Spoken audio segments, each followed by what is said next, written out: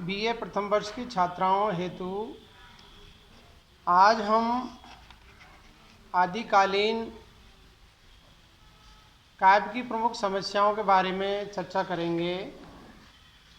इससे पहले हमने कई बिंदुओं पर चर्चा हम कर चुके हैं। इसमें प्रमुख बिंदु है आदिकालीन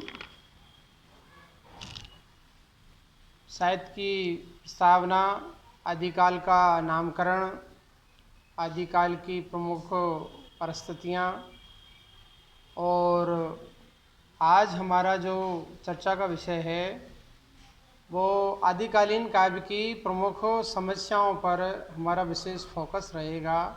छात्राएं प्रस्तुत वीडियो को ध्यान से देखें और सुनें। तो आदिकालीन काव्य की या साहित्य की क्या क्या समस्याएं हैं, उनकी चर्चा करने से पहले हम देखिए, आदिकाल हिंदी साहित्य का पहला काल है, प्रथम काल के नाम से जाना जाता है।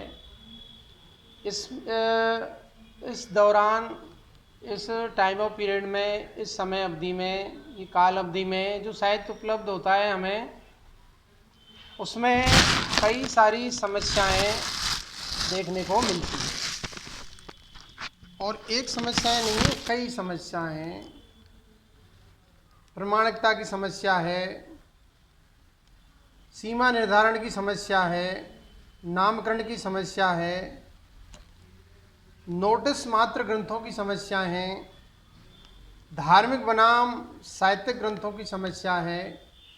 ये 5-6 समस्याएं आदिकालीन काव्य में हमें देखने को मिलती है। नंबर 1 समस्या है सीमा निर्धारण की समस्या, जिसको कहते हैं काल निर्धारण। आदिकाल हिंदी साहित्य के इतिहास का प्रारंभ कालखंड है, इसलिए इस कालखंड की समस्याएं भी अनेक है।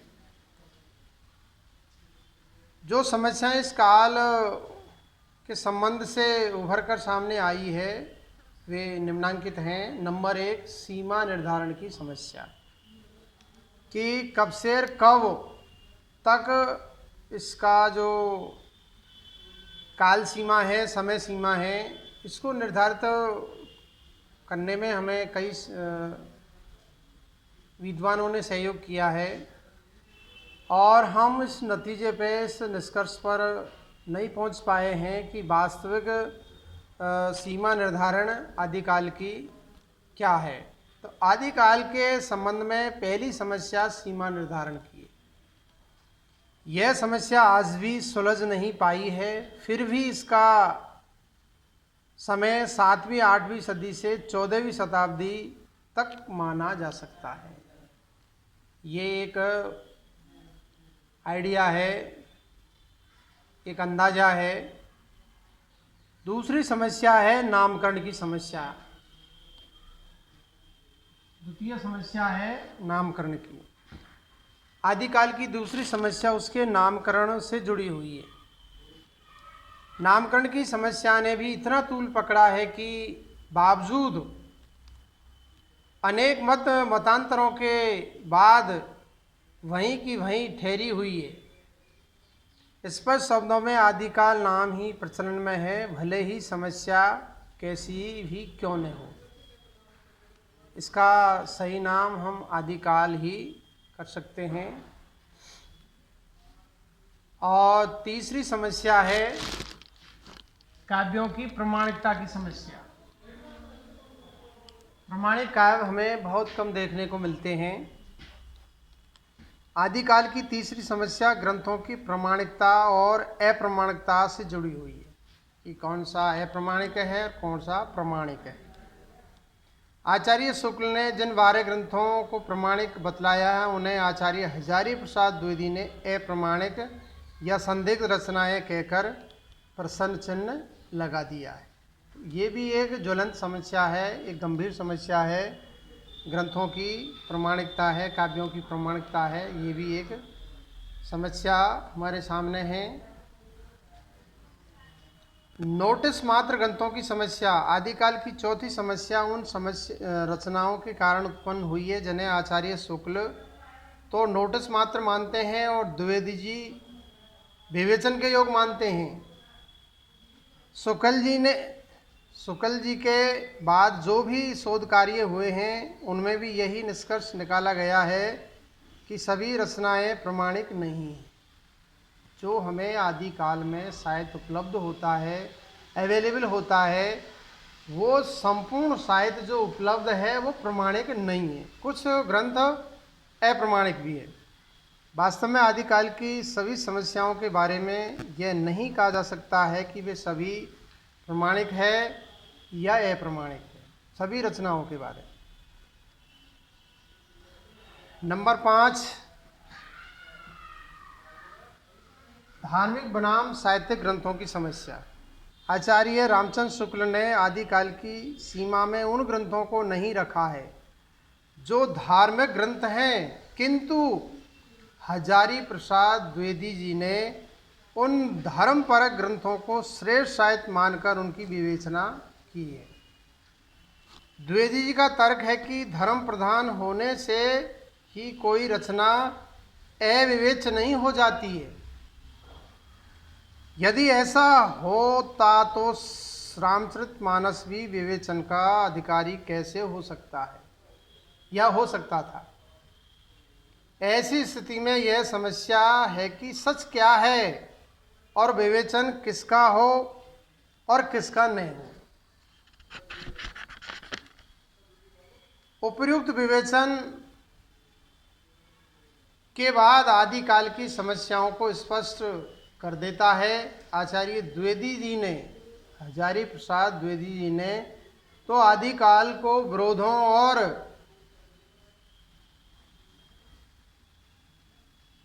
व्याघातों का युग बतलाकर अपना मत स्पष्ट कर दिया है। विरोधों और व्याघातों का युग बतलाकर अपना मत स्पष्ट कर दिया है। यही बात आचार्य शुक्ल ने भी दबे स्वर में स्वीकार की है।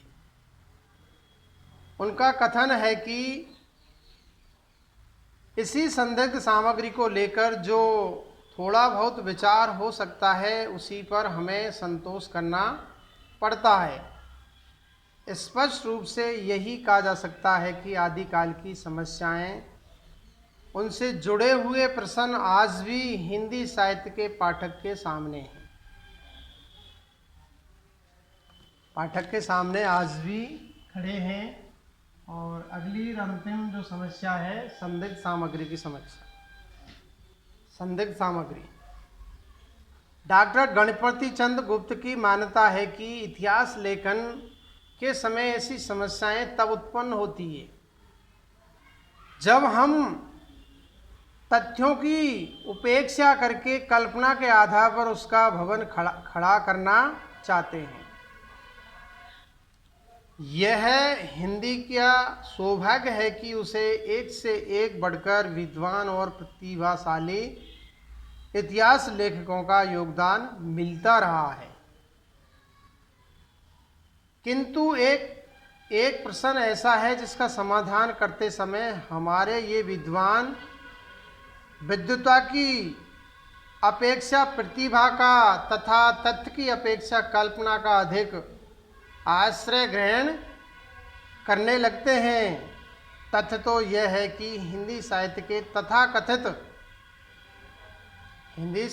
तथाकथित आदिकाल के पास हिंदी की कोई रचना नहीं है। कारण उसका चाहे जो हो, किंतु हमारे विद्वान कुछ काल्पनिक रचनाओं के आधार पर इसका भवन खड़ा करना चाहते हैं, जो उचित नहीं। आगे हम अगले बिंदु में चर्चा करेंगे आदिकालीन साहित्य का विभाजन। आदिकालीन जो साहित्य हमें उपलब्ध होता है उसका विभाजन हम किस प्रकार कर सकते हैं, इस विषय पर चर्चा हम आगे करेंगे।